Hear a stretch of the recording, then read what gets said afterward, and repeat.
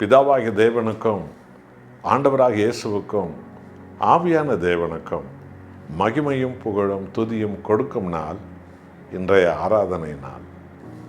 எசேக்கியேல் 37 அதிகாரத்தில் 14வது வசனம், என் ஆவியை உங்களுக்குள் வைப்பேன், நீங்கள் உயிரடைவீர்கள். நான் உங்களை உங்கள் தேசத்தில் வைப்பேன், அப்பொழுது நான் கர்த்தர் என்று அறிந்து கொள்வீர்கள். இதை சொன்னேன், இதை செய்வேன் என்று கர்த்தர் சொல்லுகிறார். அல்லேலூயா. யோவேல் 2 அதிகாரம் 28வது வசனம், இறுதி காலத்தில் எல்லோரும் மேலும் என் ஆவியை ஊற்றுவேன் என்றால், உலகம் உருவானது முதல் இந்த உலகம் முடியும் மட்டும் மனித குலத்தின் சகல பாவங்களையும் சாபங்களையும் பாவ சம்பளம் சாவையும் உலக இரட்சகர் இயேசு சிலுவையில் சுமந்து அவர் அழித்து விட்டார். ஆகவே என் அன்பானவர்களே, இன்றைக்கும் இயேசு கிறிஸ்துவின் நாமத்தினால் எல்லோர் மேலும் பரிசுத்த ஆவியானவர் ஊற்றப்படுகிறார். முதல் மனிதன் ஆதாம் பாவம் செய்தான். அந்த பாவத்தில் பிறந்த மனிதன், முதல் மனிதன் காயின் கொலைக்காரனாக வந்தான்.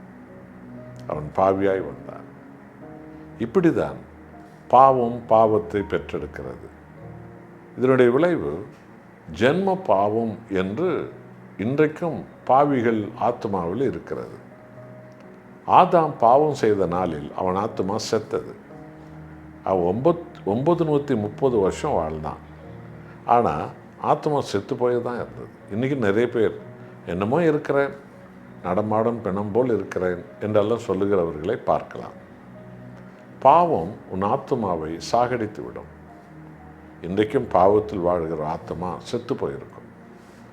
ஆனால் ஆண்டவராக இயேசு கிறிஸ்து ரத்தம் கழுவப்படும் போது நாம் பரிசுத்தம் அடைகிறோம், நாம் உயிர்த்தெழுகிறோம். ஆகதான் ஞானஸ்தானத்தில் தண்ணீரில் முழுகுவது அது கிறிஸ்துவோடு அடக்க பண்ணுவதின் அடையாளம்.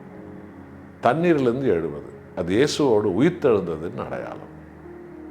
இது ஒரு சடங்கல்ல, அது ஒரு கிறிஸ்துவோடு இணைந்த ஒரு புதிய வாழ்க்கை.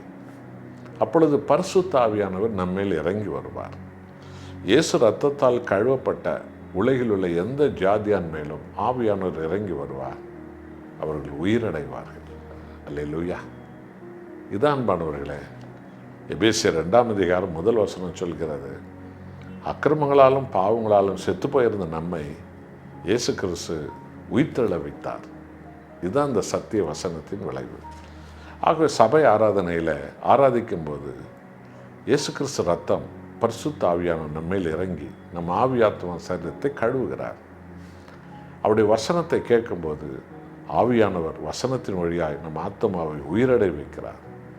இன்றைக்கு உயிரடையும் நாள், உயிர்த்தெழுந்த நாள், ஞாயிற்றுக்கிழமை ஆராதனை என்பது நான் உயிரடையும் நாள். புதுப்பொலிவுடன் இயேசுவின் ஆசீர்வாதங்களை பெற்றுக்கொள்ள நாள், அபிஷேகத்தால் தொடுப்படும் நாள்.